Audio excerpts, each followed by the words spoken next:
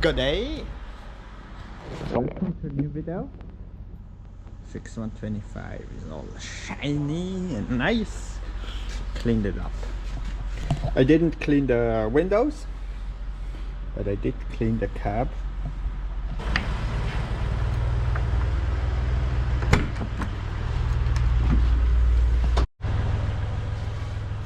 The cab is all clean. Oh, it smells so nice in here. I always use those.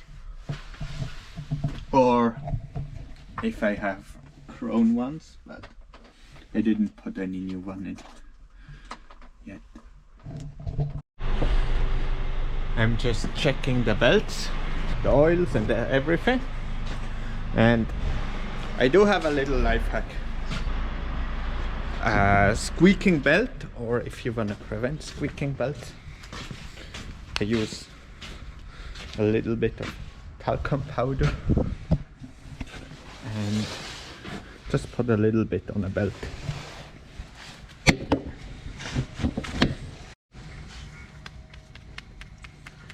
Just put it on my glove. I try to put it on a belt. It's not always easy. Doesn't need a lot. And after washing the tractors, usually it squeaks like crazy. Particularly on, I noticed that with older John Deere motors, like on a Telehandler or on a Fredo. It had the 6920 motor. And yeah, I made a little bit of a mess, but main thing, it's a little bit on the inside of the belt. Now it's all ready to go.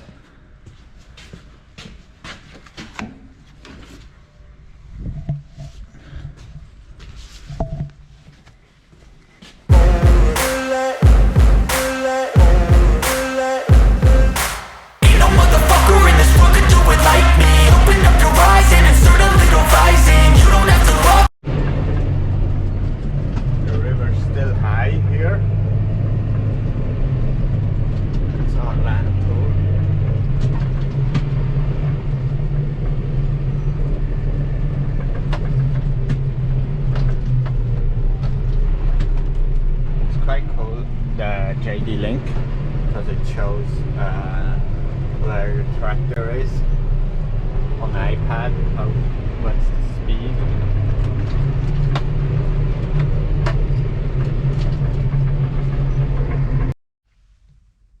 I'm back with the trailer. The mechanic came along and he calibrated the floor of that. It's the same spreader that we used for compost, and now is a belt on that we can create the compost nicely. I will explain you how the belt works once in action. Someone will come loading the trailer so that I can mount the camera on, because I need, this camera doesn't work somehow, that I can connect my camera to the trailer so I see what's going on here. We're loading a little bit of the old wood chips on, just on top, that we can mix them gentle in compost, so we don't have too much wood chips inside of the compost. We're just putting on a little bit. Yeah. Just need to be careful that it's not too high. But since the wood chip is light, it's not a problem to have. I'm gonna unload it later on. The camera is working. I'm starting to unload now. I already turned on the PTO, revved it up, and now I already opened with that one. I have it like a little bit more than number 5. You can see on the camera there's still nothing coming out because the belt is turning just a little bit, and some materials should slowly be able to come out. Let's see. Belt is filling up slowly but surely.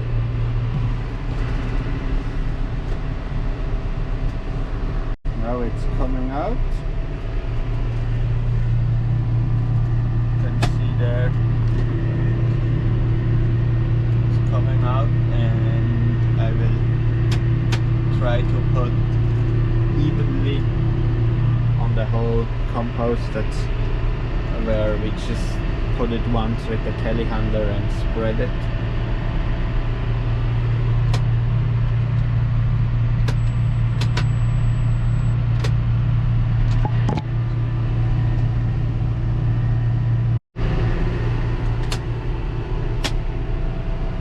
It's working fine. I think I found my settings, quite high floor movement,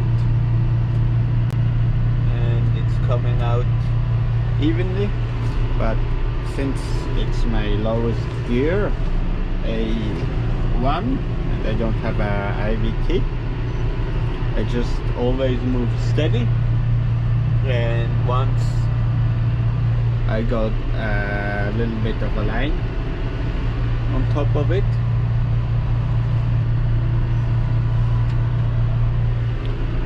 if you have a John Deere, even if it's IVT, always go to neutral when you change direction. It's so much smoother. I only found that out like last year, and damn, it's so much nicer, because if I just whack the forward gear, it just makes a jump, and if I go through neutral, so much smoother. Don't ask me why, but it even works on IVTs.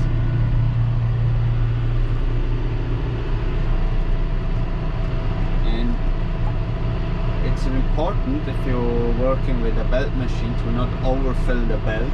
If you overfill the belt, it will run out over the sides of the belt, and yeah, actually that belt could take even more material.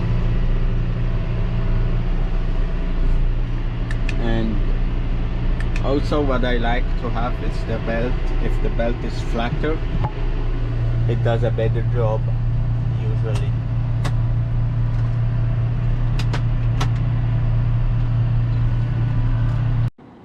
Swagger down the street with your red lips and funky beat. You better hold your head up to the sky. I'm gonna roll with you till the day I die.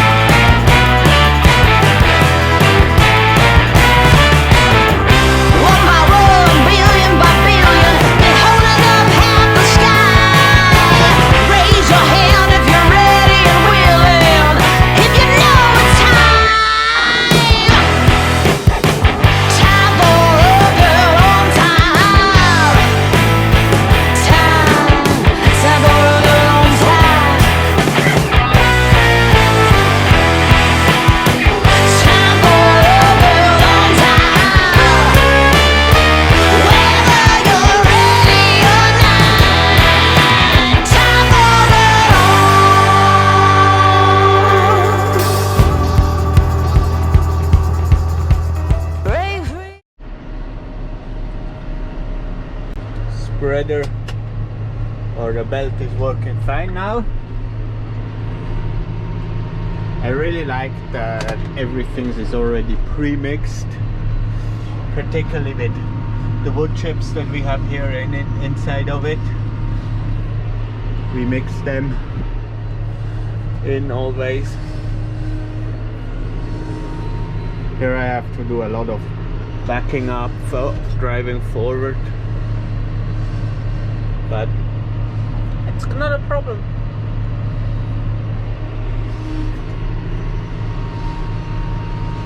And yeah, those two wing mirrors, having it in two parts, this helps a lot. So I always see my belt, and with the other wing mirror I see my axle. So I always see where I'm at and what's going on my belt, the camera. And I didn't say it before, I go with 840 RPMs on the PTO. And I decrease on the end the PTO RPMs once I get to the end. Still going strong. That's gonna be the last load.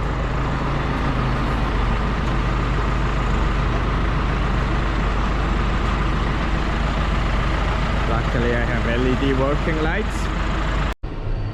Unloading the last one. Oh, I need to go in my lights menu, because number 2 I turned off that one, so I need to close that one down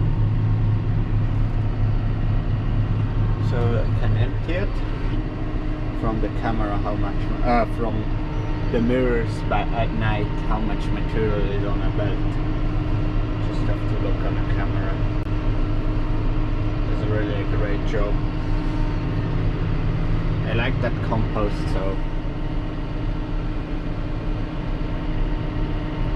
probably after Christmas, or maybe still this week, there is someone gonna come and turn it with a machine. It's actually a rotor, and it turns the whole compost and mixes it a little bit up.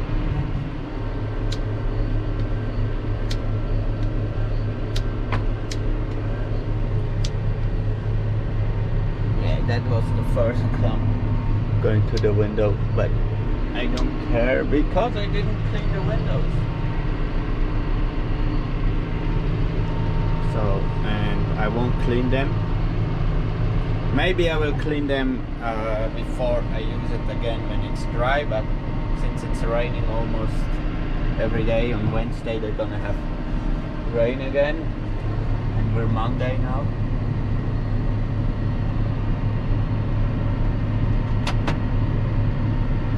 Compost. I'm done now with the compost. I just got it out by hand. Comes out. Then put it always on the left side. That's the step I'm gonna use last, because out the Tracker Universal they don't have the same diameter. Then it's 7 mil. Just loosen it up. I wouldn't actually need an extension, but I still use it because it's handier when I put it in here. Once it's loose off, I can just do that. It's also a reason for the extension. It makes everything handier. Then that's the nut that I can only use it with that steering wheel. Just take it off like that.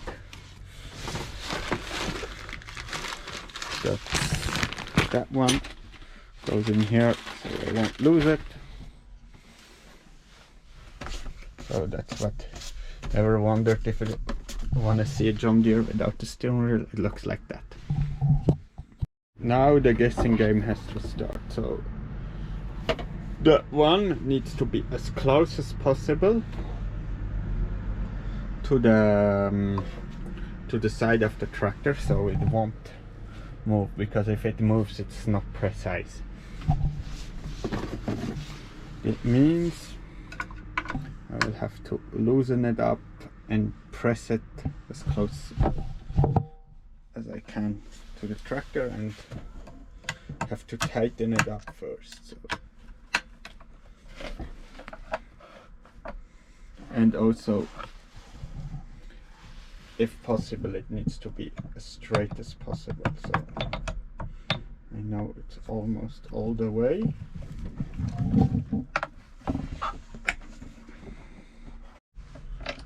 I'm already on the last part, tightening up that. Just hope it works.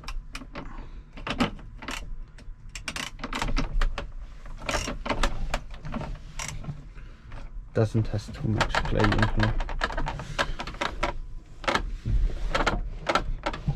Yeah, I think that's a little bit of the natural plate. There is another plate that exists that I maybe will alter in future, that goes on here, so it's closer and more stable.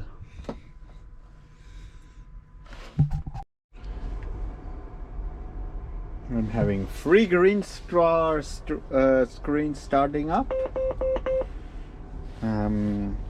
That one, it's the 2630. I just start them up because I took all the data from this one to this one. I just want to check something that I know. Machine.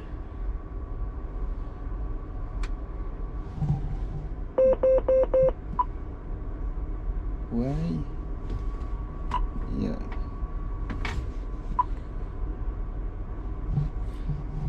I really do like this one. I really do like this one.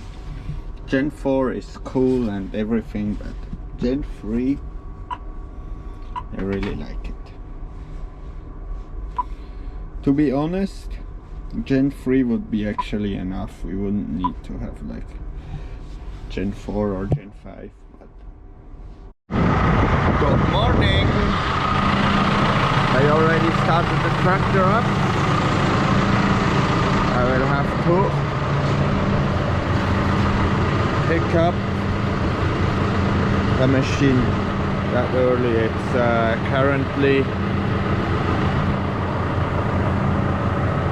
5:30 a.m. I'm driving already home.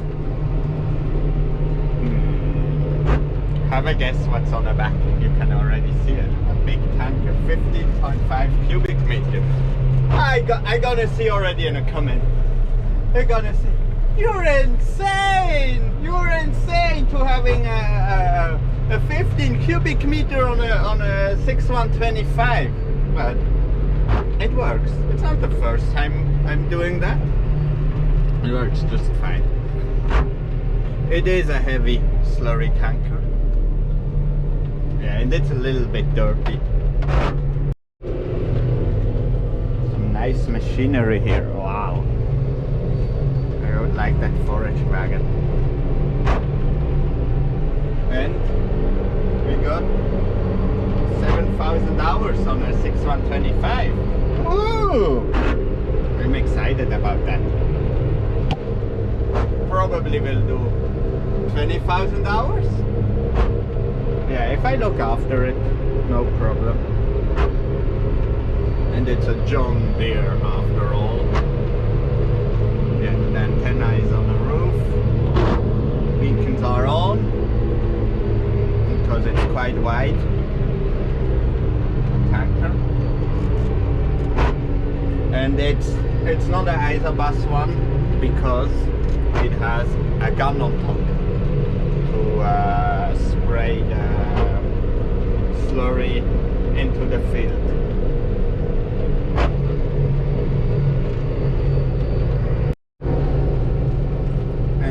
worry, it's safe because it has air brakes, so it's pretty safe to drive. And if I brake here, it's so nice because it feels like I will brake with the tractor. When I brake with hydraulic brakes, it's awful because hydraulic brakes, what they do, they just block up because that's the way they are made. I filled up the first tanker.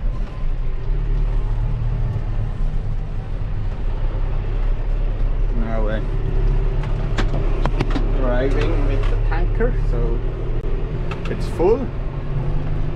Yeah, I have quite low tire pressure. I also put a front weight on the back because actually it wasn't intentionally the plan, but it's now like a little changing of plans because the dribble bar of the umbilical system is already away and the tanker was available. When it's full, I just need to be in a low gear, all-wheel drive to go around the corners, but it goes nicely around the corners. It has hydraulically steering axle. If it's in float, it will just follow right along. Yeah, but it's a lot of weight, so I won't go 40 km an hour. I will just go slow. I also set up my GPS. It's not ideal conditions, but it works. The first tanker forgot something when I started the tanker. Put the counter on 0. It's not ideal, but it works. It doesn't make too much. What speed I'm going? 2.5. It's just great how that auto track universal works. I love it. Yeah, don't watch the yellow line. I just didn't set it up for the right implement. Yeah, but it doesn't look too bad. It doesn't make sense to use it with the tanker. It makes a lot of sense to use if you have machines that requires that.